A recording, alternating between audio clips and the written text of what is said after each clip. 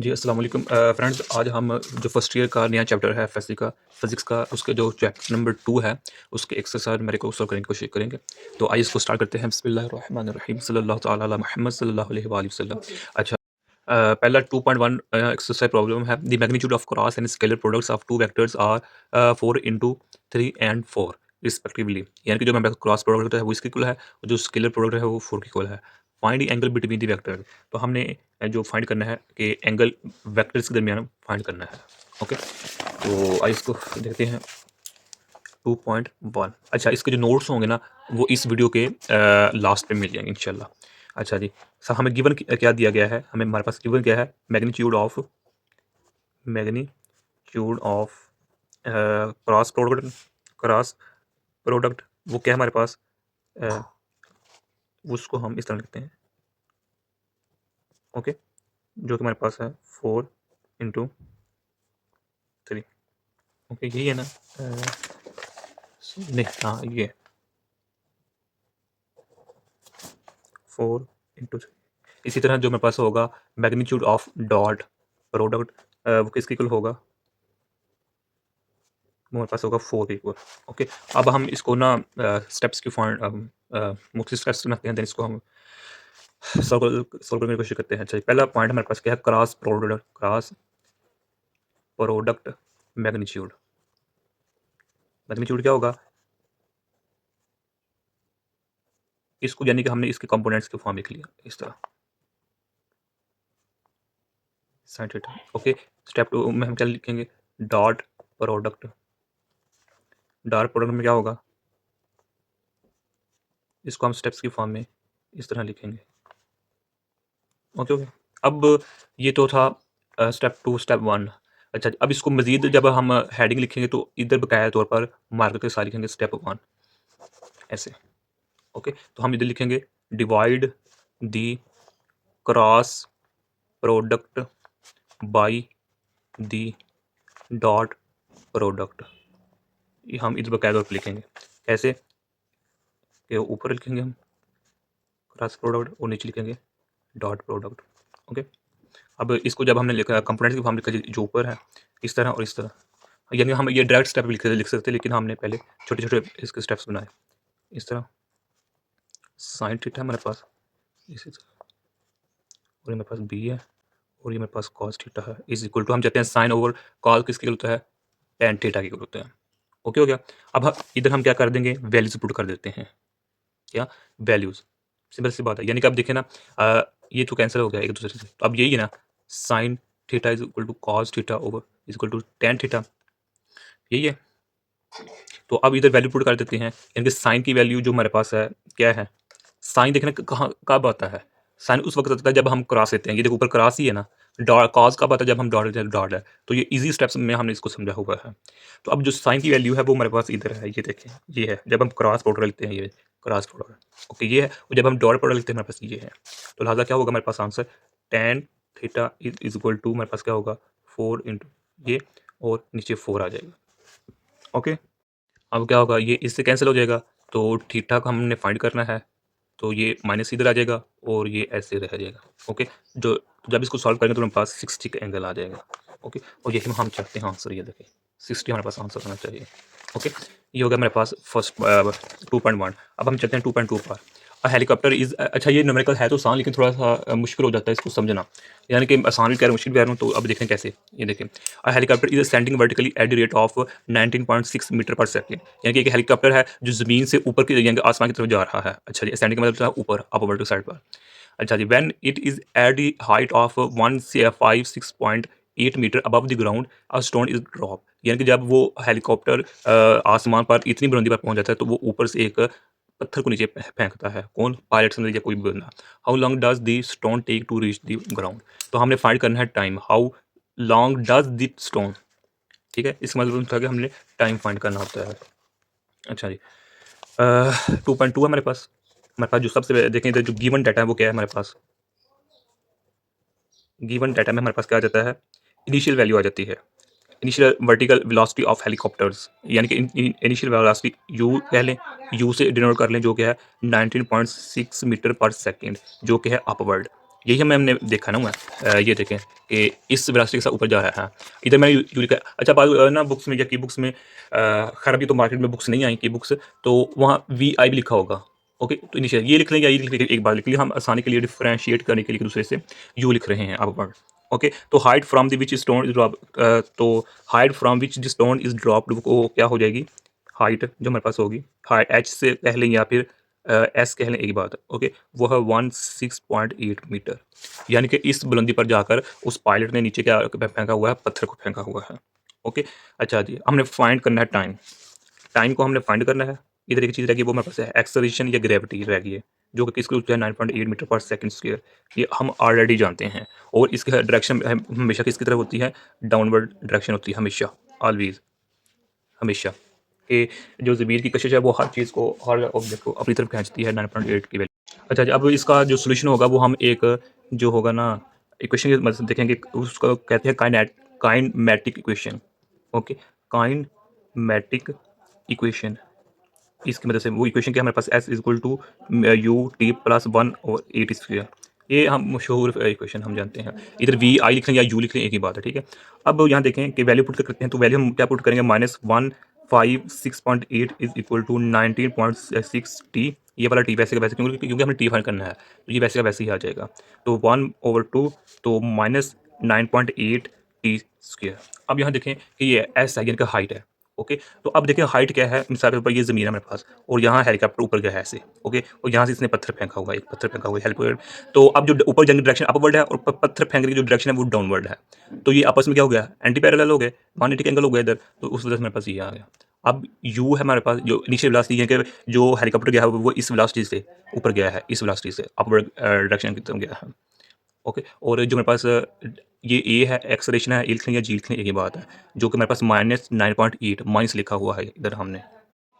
यानी कि जो हेलीकॉप्टर तो अब तो ऊपर की तरफ साइड जा रहा है, लेकिन जो उस पर ग्रेविटी लग रही है वो क्या है? नीचे की तरफ ही लग रही है हमेशा, ऑलवेज। तो माइनस आ गया। अच्छा, एक तरफ बात बता दूं, अगर इस वैल्यू को जमा कर दें, इसको भी जमा कर दें, इसको माइनस कर दें, देन फिर भी हमारे पास जो आंसर आएगा वो सेम ही आएगा। लेकिन ये हम जमा या माइनस जो लगा रहे हैं वो अपनी आसानी के लिए हैं, लगा रहे हैं इसको समझने के लिए लगा रहे हैं। ओके, तो ये वैल्यू पुट कर दी हमने। इसको जब हम रीअरेंज करें तो इसका इस तरह लिख लेंगे 4.9 T square minus 19.6 T minus 1568 is equal to 0। इसको तमाम को हम डिवाइड कर देंगे किस पर?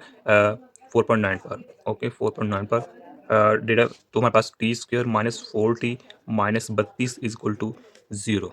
ओके, ये मेरे पास आंसर आ गया। इसको जब हम सॉल्व करते हैं किस इक्वेशन से? Quadratic equation. ये हमने ना मैथ में पढ़ते हैं हम, आई थिंक 12 चैप्टर की मैथ या फर्स्ट ईयर की। हाँ, तो उसमें ना हम इस फार्मूले को यूज़ करते हैं। फार्मूला में बेसिकली मेरे पास क्या है? T is equal to minus B जमा माइनस बी स्क्वायर 4ac, ये अंडर रूट होगा, और जो मेरे पास होगा ओवर हमारे पास क्या होगा? 2a। ओके, तो अब यहाँ हम वैल्यू पुट कर देते हैं, यानी कि वैल्यू क्या है? टी फाइंड करना है, तो टी इधर ही रहेगा। ओके, तो बी हम जानते हैं क्या हमारे पास? 4 है, जमा माइनस बी 4 का स्क्वायर 16 हो जाएगा, जमा 2ac। ए एक्सेलरेशन है, सी हमारे पास भी वैल्यू गिवन जो कि हमारे पास -32 है। तो इसको जब हम सोल्व करते हैं हमारे पास 144 आ जाता है ओवर 2a। ए की वैल्यू हमारे पास 1 है, तो ये वैसे की वैसे ही रहेगी। ओके, तो इसको जब हम सोल्व करेंगे तो 4 जमा माइनस 12 ओवर 2, तो यहाँ से हम माइनस की वैल्यू को ख़त्म कर देते हैं, तो हमारे पास क्या आंसर आ जाएगा? ये तो 16/2, तो मेरे पास 8 सेकेंड जवाब आ गया। माइनस को क्यों ख़त्म किया? ये वाला माइनस, क्योंकि हम टाइम हमेशा पॉजिटिव में ही लेते हैं हम। यानी कि इधर जो मेरे पास है, ए की वैल्यू मेरे पास 1 के इक्वल है, बी की वैल्यू मेरे पास -4 है, और सी की वैल्यू मेरे पास -32 है। अच्छा चलिए, ये तो लास्ट पे पॉइंट है ना, ये क्वाड्रेटिक इक्वेशन में इसकी अपनी वैल्यू है कुछ। अच्छा, अब यहाँ देखें, जो स्टूडेंट जहाँ आकर उनका एडजेक्टिव है वो देखेंगे माइनस। अब एस माइनस क्यों लिखा हुआ है? इसको अगर हम दूसरे वर्ड में समझने की कोशिश करें, इस तरह समझते हैं। देखें कि जब भी हम पोजीशन फाइंड करते हैं तो क्या करते हैं? फाइनल पोजीशन में से क्या करते हैं? इनिशियल पोजीशन को माइनस कर देते हैं। ओके, अब देखें इधर फाइनल पोजीशन क्या है हमारे पास? जी, फाइनल पोजीशन तो हमारे पास 0 है ना। क्यों? जब क्या कैसे? ये देखिए जब हेलीकॉप्टर ऊपर था, हेलीकॉप्टर क्या था? ऊपर था। तो ऊपर ये देखिए डिस्टेंस है मैक्सिमम। ओके, ये हम समझते हैं डिस्टेंस y है, एस इक्वल है जो कि मैक्सिमम। लेकिन जब ये ड्रॉप यानी कि स्लो नीचे आएगा तो यहाँ डिस्टेंस 0 हो जाएगा, यानी कि पोजीशन 0 हो जाएगी। लिहाजा हम क्या करेंगे कि फाइनल में से यानी कि 0 में से ये वैल्यू माइनस कर देंगे। ये वैल्यू कितनी है? ये हमें गिवन है, ये वाली। तो लिहाजा 0 में से माइनस कर देंगे 156.8 को, तो लिहाजा इसके साथ हमारे पास ये माइनस आ जाएगा, ये वाला। और जो ये माइनस है, ये हमारे जानते हैं कि जो ग्रेविटी होती है वो हमेशा ऑलरेडी नीचे हर ऑब्जेक्ट छोटा या बड़ा नीचे खींची ज़मीन की तरफ, लेकिन स्टोन अपवर्ड पर है, अपवर्ड डायरेक्शन में है, तो लिहाजा यहाँ माइनस ही आएगा। तो खैर मैंने बताया कि इसका कोई इशू नहीं होता। अब हम चलते हैं जो नेक्स्ट नंबर। अच्छा, जिस तरह मैंने पहले बताया कि इधर अगर हम जमा माइनस ना भी ना लिखेंगे कोई फ़र्क नहीं पड़ेगा। मिसाल के तौर पर अगर लेट्स सपोज अगर मैं इधर लिखता हूँ पॉजिटिव 156.8 इज इक्वल टू, तो इसको लिखूंगा माइनस 19.6t प्लस इसको 1/2, इसको पॉजिटिव लिखूंगा, तो देन फिर भी हमारे पास यही क्वेश्चन आनी है, ये वाली यही क्वेश्चन आनी है ये। ओके, फिर इसको देन यहाँ पे हम डिवाइड करेंगे 4.9 में, तो ये फिर सेम प्रोडक्ट सेम वही स्टेप्स आ जाते हैं। अच्छा जी, अब हम जो नेक्स्ट चलते हैं वो हमारे पास है थर्ड न्यूमेरिकल है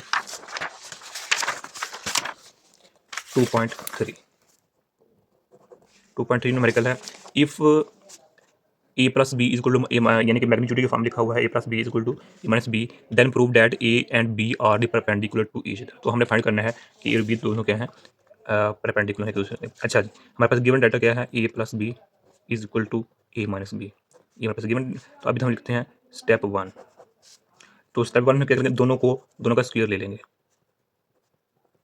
ओके, दोनों का स्क्वायर लेंगे। अब नेक्स्ट क्या करेंगे, स्टेप 2 की तरफ चलेंगे, तो उसमें क्या करेंगे, एक्सपैंड यूजिंग डॉट प्रोडक्ट। जो हमारे पास डॉट प्रोडक्ट है उसको हम एक्सपैंड करेंगे, यानी कि हम फार्मूला जानते हैं वी, ये हमारे पास फार्मूला होता है, किसके होता है, वी क्रॉस वी।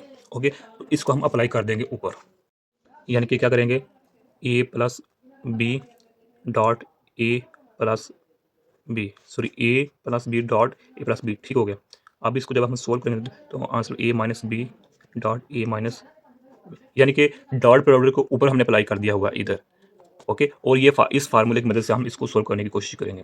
ओके, तो देखिए इसको सोल्व करते हैं, ये वाला ए डॉट ए, यानी कि इसको इसके मल्टीपल किया प्लस फिर 2a dot B plus B dot B, यानी कि ये फार्मूला यूज़ किया हमने, ए प्लस बी, इसको होता है a square plus 2ab plus b square, ये फार्मूला होता है। ओके, तो उस फार्मूले की मदद से हम सोल्व करने की कोशिश कर रहे हैं। A dot A minus 2a dot B है हमारे पास, प्लस बी डॉट बी है। ओके, तो अब स्टेप 3 क्या लेंगे हम, स्टेप 3 में हम क्या करेंगे, सिंप्लीफाई इक्वेशन कर देंगे, यानी कि सब्सट्रैक्ट कर देंगे A dot A plus B dot B. जो मेरे पास ये क्वांटिटी, इसको हम दोनों साइड से माइनस कर देंगे, यानी यहाँ से भी और यहाँ से भी, तो जो मेरे पास बाकी आंसर रह जाएगा वो मेरे पास ये रह जाएगा। ओके, ये वाला, यानी सिर्फ ये बच जाएगा इधर और मेरे पास ये बच जाएगा, बाकी क्या हो जाएगा, क्योंकि देखना जब इससे माइनस करेंगे तो ये इससे कैंसिल इसी तरह ये आपस में कैंसिल हो जाएंगे। ओके, अब हम चलते हैं स्टेप 4 की जानब। स्टेप 4 में क्या करेंगे कि डॉट प्रोडक्ट को सॉल्व करेंगे, उसको सॉल्व करने के, ये देखिए ये भी डॉट प्रोडक्ट है, ये भी, इसको जब हम सॉल्व करेंगे तो क्या करेंगे, दोनों साइड पर हम 2a डॉट बी को ऐड कर देंगे, यानी कि ये है तो इधर हम ऐड कर लेंगे 2ab, यानी कि इसको हमने ऐड कर दिया। इसी तरह इधर भी हम ऐड कर देंगे, ये -2a डॉट बी है तो ये इधर हम ऐड कर देंगे 2a डॉट बी है हमारे पास। ओके, इसको जब हम सॉल्व करेंगे 4a डॉट बी है तो ये कैंसिल हो जाएगा, तो हमारे पास ये 0 आ जाएगा। ओके, तो स्टेप 5 है हमारे पास, उसमें हम क्या करेंगे कि इंटरप्रेट दी रिजल्ट्स करेंगे हम। डॉट प्रोडक्ट हमारे पास ए डॉट बी आ जाएगा जो कि हमारे पास 0 है, यानी कि इससे। ओके, ये मल्टीपल हो रहा है, इधर जगह डिवाइड हो जाएगा तो हमारे पास 0 ही आंसर आ जाएगा। ओके, तो जब किसी भी डॉट प्रोडक्ट का हमारे पास आंसर 0 तो उसको हम कहते हैं कि हमारे पास क्या है, परपेंडिकुलर है एक दूसरे, परपेंडिकुलर मतलब इनके में जो एंगल है वो हमारे पास 90 का एंगल है, तो लिहाजा जो वेक्टर्स होंगी ए और बी वो के आपस में परपेंडिकुलर, तो यही हमारे पास न्यूमेरिकल था। अब हम चलते हैं 4.4 की तरफ। अब 4.4 के हमारे पास a body of mass m at rest exploded into 3 pieces, यानी कि एक मैस है वो 3 पीसेज में एक्सप्लोर हो जाता है, यानी कि डिवाइड हो जाता है, तकसीम हो जाता है। Two of which of mass M over 4, यानी कि उन 3 मैसेज में से जो फटे हैं आपस में, यानी कि तकसीम हुए हैं, 2 का मैस m ओवर 4 है। ओके, और जो कि है परपेंडिकुलर एक दूसरे के साथ, और एक की वेलोसिटी 3 है, दूसरी की वेलोसिटी 4 है respectively. Find velocity of third piece with which it will be flown away, तो हमने तीसरे जो पीस होगा उसकी वेलोसिटी को फाइंड करना है। ओके, तो इसको स्टार्ट करते हैं। 4.4 है हमारे पास। अच्छा जी, यानी कि जो गिवन डाटा में हमारे पास क्या जाता है, गिवन डाटा में हमारे पास जाता है 0.1 आ जाता है कि 2 मैसेज पीस है। ओके, ये बिल फर्ज ये मैच है, ये धमाका हुआ इसमें, तो ये 3 मैसेज में कन्वर्ट हो गया, 1 2 3। अब डायरेक्शन जो मर्जी समझ लें। अच्छा, डायरेक्शन जो मर्जी इधर बल्कि गिवन है, ये देखिए परपेंडिकुलर है। हम सपोज करते हैं ये हमारे पास पहला मैथ है ये दूसरा है, तो ये क्या है एक दूसरे के साथ परपेंडिकुलर मतलब ये इस डायरेक्शन में है तो जो सेकंड होगा वो इस डायरेक्शन में होगा, तो तब 90 का एंगल होगा। इस तरह समझ लेंगे या इसको उल्टा समझ लेंगे, इस तरह समझ लेंगे, एक ही बात है। तो थर्ड हमारे पास ये है। ओके, अच्छा जी, इन दोनों का मैसेज इसका और इसका, ये फर्स्ट सेकंड जो मैथ है हमारे पास क्या है, m/4 है दोनों का। ओके, और ये दोनों एक दूसरे के हिसाब से क्या है, एंगल किस पर है, 90 का एंगल है, यानी कि 90 का एंगल है। ओके, अब इस जो पहले की वेलोसिटी वो कितनी है, यानी कि जो मेरे पास इनिशियल वो 3 मीटर पर सेकंड है और जो दूसरे की वो 4 मीटर पर सेकंड है। ये हमारे पास क्वेश्चन में दिया गया है ये। अच्छा जी, अब हमने जो थर्ड पीस है उसका जो निकालना है, वेलोसिटी फाइंड करनी है। अब सबसे पहले की पॉइंट से समझने की कोशिश करें, क्या है conservation of momentum. Okay, conservation of momentum क्या होगा, हम जानते हैं कि कंजर्वेशन ऑफ मोमेंटम तो क्या है कि इस मैच के फटने से पहले और इस मैच के फटने के बाद जो मोमेंटम होता है वो हमेशा क्या होता है, जीरो होता है, यानी कि इक्वल होता है एक दूसरे के साथ, यानी कि before the explosion is equal to after the explosion. Okay, अब सेकंड पॉइंट हमारे पास क्या है, मैसेज ऑफ पीसीज हमारे पास। ओके, तो मैसेज ऑफ पीसी में हम जानते हैं कि जो हमारे पास M1 है, M1 है वो किसको बोलता है, उसका मैसेज क्या है, m/4, और इसकी वेलोसिटी क्या है, वो है 3 मीटर पर सेकंड, यही है। ओके, हम सपोज करते लेते हैं पॉजिटिव एक्स डायरेक्शन में है। ओके, इसको हम ऊपर नेक्स्ट देखते हैं कि पॉजिटिव एक्स डायरेक्शन में देखते हैं, क्योंकि हम इधर 90 का एंगल बनाना है तो लिहाजा हम कह देते हैं इस डायरेक्शन में M1 है हमारे पास। ओके, हम जानते हैं कोऑर्डिनेट में इस तरह, ये एक्स ले लें, इसको वाई ले लें, इसको जी ले लें। ओके, अच्छा जी, हम कह रहे हैं मैथ है उसका m/4 मैथ है, वेलोसिटी 3 है, यानी कि M1 4 है और 3 मीटर पर सेकंड इसकी वेलोसिटी है, initial velocity is equal to. अब हम सपोज करते हैं कि जो मेरे पास M2 है, ये M1 था, M2 था, उसका भी मैथ यही है। ओके, जिससे हम स्टेटमेंट में बताया गया है कि जो दो का मैसेज है वो सेम है, यानी कि M/4 है। ओके, और ये है, और जो इसकी वेलोसिटी है वो यानी कि V2 वो किसकी इक्वल है, 4 मीटर पर सेकंड की इक्वल है। और चूंकि इधर बताया गया परपेंडिकुलर दोनों एक दूसरे, तो हम सपोज करते हैं कि ये हमारे पास सेकंड है। ओके, V2 है और ये हमारे पास V1, इधर एंगल हमारे पास 90 का बन रहा है। ओके हो गया। अब हम कहते हैं कि मैथ ऑफ थर्ड पीस क्या होगा, यानी कि M3 क्या होगा, तो उसको सॉल्व करने के लिए हम लिखेंगे m/4 माइनस m/4, यानी कि जो पहले दो मैसेज होंगे उसको हम जो टोटल मैथ्स होगा उसे माइनस कर देंगे, तो हमारे पास M3 निकल आएगा जो होगा m/2। ओके, अब हमने फाइंड करना जो मेन काम है वो मेरे पास है वेलोसिटी। ओके, वेलोसिटी हमने फाइंड करनी है। अच्छा जी, जिस तरह हमने बताया कि इधर हम थर्ड स्टेप ले लेते हैं, momentum, total momentum after the explosion. अच्छा जी, वो क्या होगा मेरे पास, मोमेंटम ऑफ फर्स्ट, जब मैथ 3 हिस्सों में तकसीम हुआ तो उसके बाद जो पहली पीस होगा उसका जो मोमेंटम होगा अपने पास होगा, हम जानते हैं मोमेंटम का फार्मूला ये होता है P=mv, तो इधर हम मान लगा देते हैं 1 ओके, तो मोमेंटम फाइंड करना है तो P है, M क्या मेरे पास m/4 है। ओके, मल्टीप्लाई V क्या है, 3 है। ओके, ये वाला ये मैथ है और ये वेलोसिटी है, तो इधर हमने क्या लिया हुआ है, एक्स डायरेक्शन में लिया हुआ है V1, तो इधर हम लिख लेंगे I। हम जानते हैं इधर जी लिखते हैं, इसके साथ हमारे पास की लिखते हैं ऐसे। ओके, यूनिट वेक्टर लिखते हैं। जब इसको हम सोल्व करें तो हमारे पास क्या आएगा, 3m/4 I dot I cap. अच्छा, इसी तरह जब हम सेकंड मैच करेंगे तो P2 M2 V2 इस तरह लिखेंगे। ओके, ये 2 हमारे पास है तो m/4 है, मल्टीप्लाई 4j डॉट कैप है, तो इसको जब हम सॉल्व करेंगे तो हमारे पास आंसर आ जाएगा mj। ओके, इसी तरह जब हम थर्ड मोमेंटम फाइंड करेंगे तो m3 V3 होगा। ओके, तो m/2 ये मेरे पास मैथ है ये वाला, तो V3 हमने फाइंड करना है। Since the total momentum is zero, हम जानते हैं कि टोटल मोमेंटम जब वो जीरो होता है यानी कि कांस्टेंट होता है बिफोर एक्सप्लोजन और आफ्टर एक्सप्लोजन, तो लिहाजा हम क्या इधर लिखते हैं P1 plus P2 plus momentum 3 is equal to, ये तीनों आपस में जीरो होंगे, ये हम वैल्यू पुट करते हैं ये और ये। तो पहली वैल्यू क्या हमारे पास है, 3m/4 है, 3m/4 I, m j है हमारे पास, और m/2 V3 है।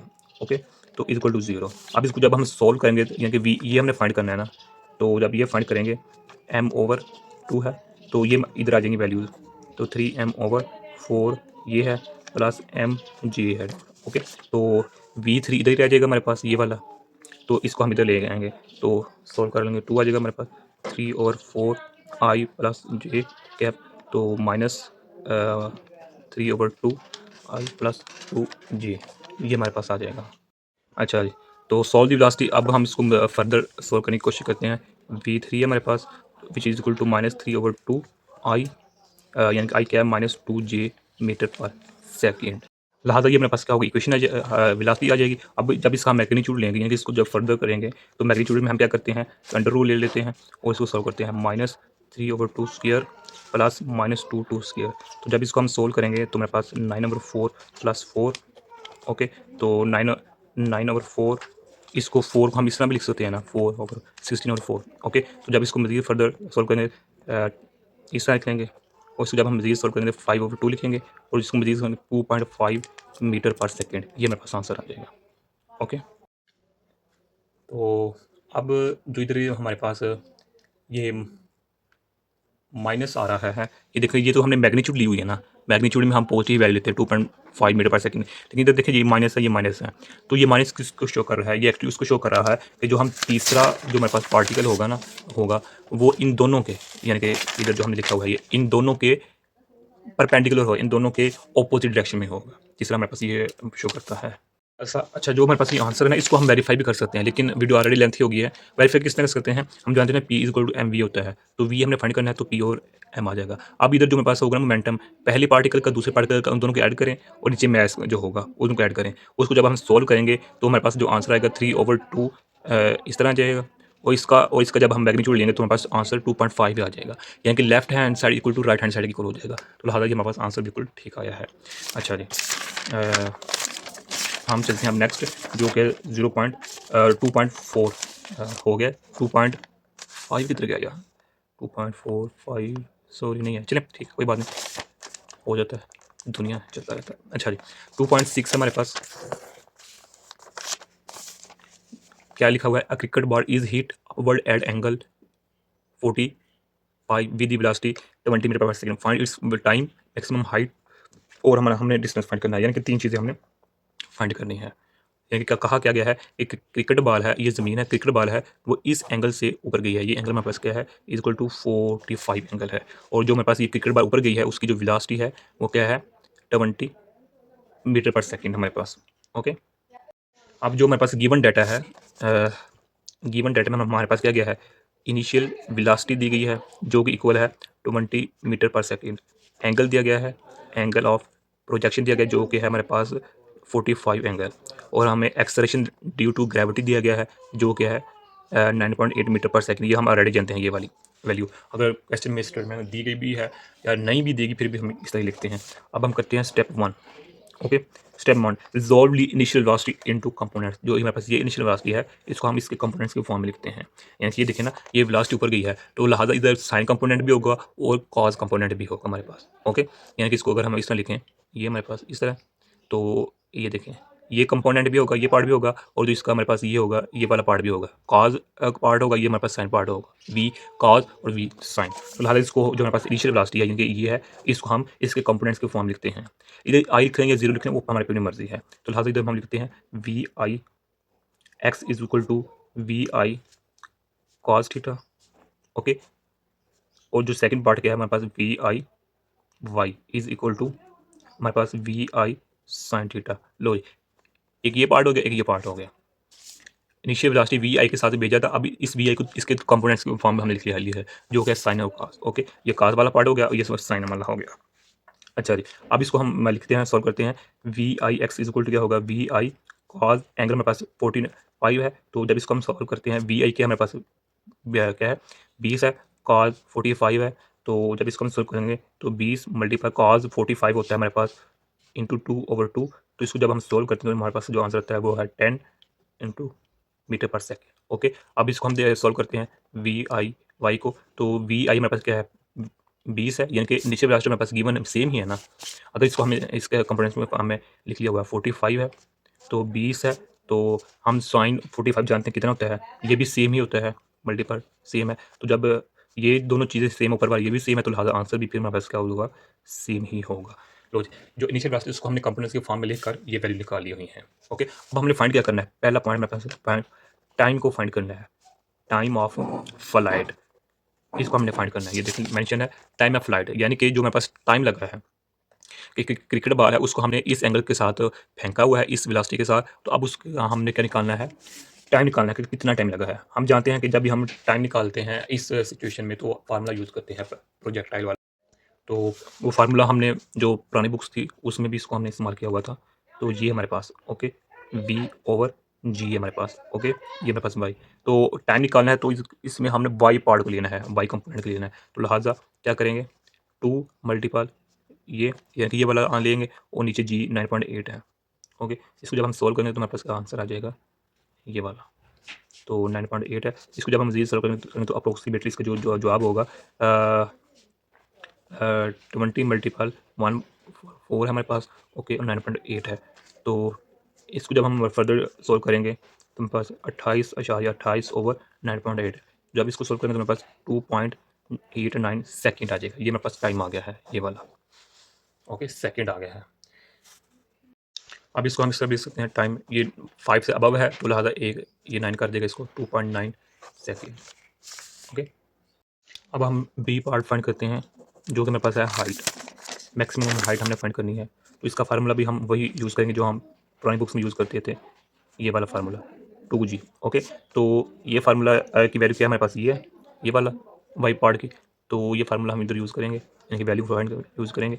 तो मेरे पास क्या आ जाएगा ये ओवर 2G 9.8 हमारे पास ओके। तो जब इसको हम सोल्व करेंगे तो हमारे पास क्या होगा 10 मल्टीपल 2 ओवर 19.6 आ जाएगा ओके। तो जब इसको सोल्व करेंगे तो 200 ओवर 19.6 है। तो जब इसको हम मज़ीद सोल्व करेंगे तो मेरे पास क्या आ जाएगा 10.2 मीटर आ जाएगा। ये मेरे पास क्या आ जाएगी हाइट। अब यहाँ जो ना पता नहीं, मुझे नहीं समझ लग रही है, अल्लाह बेहतर जाने, इधर आंसर कुछ और दिया गया है। यानी कि ये देखें 41 मीटर दिया गया है। या तो इन स्टेट ये इनिशियल वैल्यू या ये वैल्यू कुछ में गड़बड़ है, या जो फिर हम कैलकुलेशन कर रहे हैं उसमें कुछ गड़बड़ है। अब चूँकि अभी फ़िलहाल मार्केट में ना ही बुक्स आई हैं और ना ही जो है ना की बुक्स आई हैं, तो चलिए उससे हवाला यानी कि जो हम मदद ले लेते। लेकिन ये है कि कैलकुलेशन बिल्कुल ठीक की हुई है हमने, ये देखा आप लोगों के सामने की हुई है, ईजी कैलकुलेशन है। और जो मेरे पास है वैल्यू को हो सकती है कि जो स्टेटमेंट है उसमें कोई वैल्यू कम या ज़्यादा हो, या फिर ये हो सकता है यहाँ ये वैल्यू कम या ज़्यादा दी हो, लेकिन जो मेरे पास आंसर आ रहा है वो 10.2 मीटर आ रहा है। अच्छा जी, अच्छा जी, हम नेक्स्ट करते हैं सी पार्ट जो कि है हॉरिजॉन्टल रेंज। ये बात क्या है, हॉरिजॉन्टल रेंज हमने फाइंड करनी है। तो वो फाइंड करेंगे हॉरिजॉन्टल रेंज ओके। तो ये फाइंड करेंगे, फार्मूला वही ये यूज़ करेंगे जो हम ऑलरेडी करते आ रहे हैं कि क्या होगा मेरे पास R is equal to VI/X multiple T। अब यहाँ वैल्यू ये ऊपर वाली यूज़ करेंगे ओके।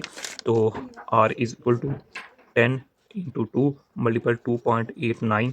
इसको जब हम सोल्व करेंगे तो मेरे पास आंसर क्या आ जाएगा 14.14 मल्टीपल 2.89। इसको जब हम सोल्व करेंगे तो मेरे पास क्या आ जाएगा 40.9 मीटर ओके। ये मेरे पास आंसर आ गया R is equal to 40.9 metre. अच्छा, जहाँ तक मुझे ख्याल है ना, ये देखें कि जो ये वैल्यूज़ है ना, ये वाली ये यहाँ आनी चाहिए और ये यहाँ पीछे आनी चाहिए, क्योंकि देखें मेरे पास जो बी की वैल्यू है वो मेरे पास 10 है जो कि ऑलमोस्ट यही है, जो मेरे पास सी की वैल्यू है वो ऑलमोस्ट 41 इक्वल है। तो लिहाजा ये यहाँ आनी चाहिए और ये यहाँ आना चाहिए, जहाँ तक मेरा ख्याल है। मैं क्या बिदर जाने, तो हमारा आंसर बिल्कुल आप लोगों के सामने है, सिंपल कैलकुलेशन है। तो जहाँ तक मुझे लगता है ये 41 आगे आना चाहिए और 10.2 पीछे आना चाहिए। अच्छा जी, अब हम चलते हैं नेक्स्ट जो है 2.7 पर। अच्छा जी, नेक्स्ट है 2.7 की तरफ चलते हैं। A 20 gram ball hits the wall of a squash cord with a constant force of 50 Newton. If the time of the impact of earth is 0.50 second, find the impulse. यानी कि एक बॉल है, मिसाल के तौर पर उसने एक दीवार को हिट किया है, जो हीटिंग करने की जो टाइम ड्यूरेशन है वो मेरे पास 0.50 सेकेंड है, और जो बॉल हमें फेंकी है उसका जो मैस है वो 20 ग्राम है, और जिस फोर्स के साथ फेंका है इसको यहाँ वो मेरे पास 50 न्यूटन है। तो हमने फाइंड करना है, इम्पल्स फाइंड करना है ओके। तो हमारे पास जो गिवन डाटा है उसमें क्या जाता है मैस ऑफ बॉल आ जाता है, जो कि हमारे पास क्या है 20 ग्राम है। इसको हम केजी में जब कन्वर्ट करेंगे तो हमारे पास 0.02 केजी है, क्योंकि हम इंटरनेशनल सेंटर पर केजी में लेते हैं तो लिहाजा ग्राम को केजी में कन्वर्ट करना पड़ेगा। और हम जानते हैं कि 100 ग्राम 1 केजी, 1000 ग्राम 1 केजी की इक्वल होता है। तो नेक्स्ट क्या पॉइंट दिया गया है कि फोर्स हमें दी गई है यानी कि एफ, जो कि इक्वल है 50 न्यूटन के, और हमें टाइम दिया गया है टाइम ऑफ इम्पैक्ट यानी कि डेल्टा टी दिया गया है जो कि 0.50 सेकेंड है ओके। तो अब इसको हम सोल्व करते हैं कि फार्मूला हम जानते हैं, बाय यूजिंग द फार्मूला हमारे पास क्या होगा J is equal to F cross delta T है हमारे पास, जे के हमारे पास इम्पल्स है। ओके, ये एवरेज वेलोसिटी है हमारे पास, टाइम इंटरवल है कि जो कि दीवार और बॉल के दरमियान है। ओके, अब हम वैल्यू पुट कर लेते हैं, जे इक्वल टू एफ हमारे पास 50 न्यूटन है, मल्टीपल टाइम के हमारे पास 0.50 सेकेंड है। तो जब इसको हम सोल्व करें तो हमारे पास आंसर 25 आ जाएगा। ओके, तो 25 आंसर आ जाएगा 25 और यहाँ हम यही आंसर है आई थिंक। जी ये देखिए, यही मेरे पास इसका आंसर आ गया है। अच्छा जी, इम्पल्स है तो इधर मेरे पास इसका ऐसा यूनिट भी एन और एस होगा। कहाँ गया ये एन एस है हमारे पास। ओके, अब हम चलते हैं 2.8 जो मेरे पास प्रॉब्लम है। अब ball is kicked bye a footballer, यानी कि एक फुटबॉलर है उसने एक फुटबॉल को किक किया इस साइड पर, इस डायरेक्शन में ऊपर डायरेक्शन में, जो मर्जी समझना है। अच्छा है, the average force on the ball is 240 Newton and the impact last for the time interval 0.20 second. Calculate, यानी कि मेरे पास क्या फोर्स दी गई है और टाइम दिया गया है। ओके, हमने फाइंड क्या करना है, चेंज इन मोमेंटम फाइंड करना है, दूसरा क्या करना है कि हमने डायरेक्शन फाइंड करनी है, state direction of change in momentum. अच्छा, इसको बाद में देखते हैं, हमने पहले चेंज इन मोमेंटम फाइंड करना है। तो हमारे पास जो गिवन डाटा है, गिवन डाटा में हमारे पास क्या है, एवरेज फोर्स है हमारे पास। ओके, जो एवरेज फोर्स जो इक्वल है 240 न्यूटन की इक्वल है, और हमारे पास टाइम ऑफ इम्पैक्ट है, यानी कि डेल्टा टी है, जो कि इक्वल है 0.25 सेकेंड के है। अब हम जानते हैं कि फार्मूला क्या है हमारे पास, इम्पल्स का एफ क्रॉस डेल्टा टी है, तो ये हमारे पास इक्वल होता है इम्पल्स के। ओके, लिहाजा ये पार्ट हम फाइंड करेंगे, यानी कि जो डेल्टा पी होगा, चेंज इन मोमेंटम वो is equal to delta T के है। तो यहाँ वैल्यू पुट करते हैं, मल्टीप्लाई 0.25 है, तो इसको जब हम सॉल्व करेंगे तो हमारे पास 60 आंसर आ जाएगा। ओके, तो ये हमारे पास आंसर है, ये देखिए 60 न्यूटन है हमारे पास। ओके, कि जो फुटबॉलर ने जिस फोर्स के साथ वो फुटबॉल पर किक लगाया है वो मेरे पास 60 उसकी वैल्यू है 60 न्यूटन। अच्छा जी, अब नेक्स्ट जो बी पार्ट है वो इधर ही दिया गया है कि the state of direction is the change in momentum, the direction of the change in the momentum is the same as the direction of applied force which is the direction the footballer kick the ball. यानी कि इस statement में खुद ही जवाब दे दिया गया है कि जो हमारे पास है ना, चेंज इन मोमेंटम की डायरेक्शन, चेंज इन मोमेंटम में चेंज की जो डायरेक्शन है वो सेम है किसके, अप्लाइड फोर्स के।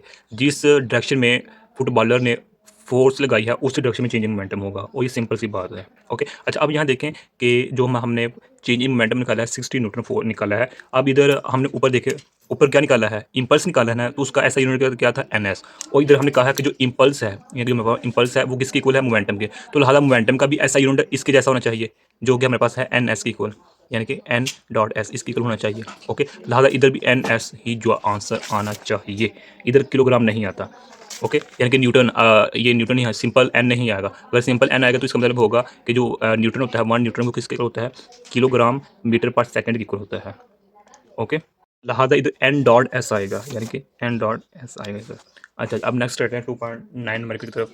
N aeroplane moving horizontally at a speed of 20 metre per second at a height 8 kilometre to drop a bomb on a target. यानी कि क्या बताया गया है कि एट अ हाइट, यानी कि हमारा नेक्स्ट है 2.9 है, एक एरोप्लेन मिसाल के तौर पर हमें एयरप्लेन है और ये ज़मीन है, यहाँ के दरमियान फासला 8 किलोमीटर है। तो अब इस फासले के साथ ये एयरप्लेन इस तरफ मूव कर रहा है। ओके, अच्छा, मूव कर रहा है, तो इसकी जो स्पीड है वो 200 मीटर पर सेकंड है एयरप्लेन की। अच्छा जी, find the horizontal distance from the target should be bomb release, यानी कि अब मिसाल कहते हैं एयरप्लेन ने ये टारगेट है, इस पर बॉम्ब ड्रॉप किया ऐसे। ओके, अब हमने ये डिस्टेंस फाइंड करना है। लेट्स सपोज यहाँ से इसने बॉम्ब ड्रॉप किया, इस ये टारगेट है, यहाँ इसने टारगेट करना था बॉम्ब को, तो अब ये हमने डिस्टेंस फाइंड करना है हॉरिजॉन्टल। अच्छा, अब हम आ जाते हैं गिवन डेटा हमारे पास क्या है इसमें, इस न्यूमेरिकल का 2.9 का जो मेरे पास गिवन डेटा है वो उसमें क्या आ जाता है, हॉरिजॉन्टल स्पीड ऑफ एरोप्लेन आ जाता है।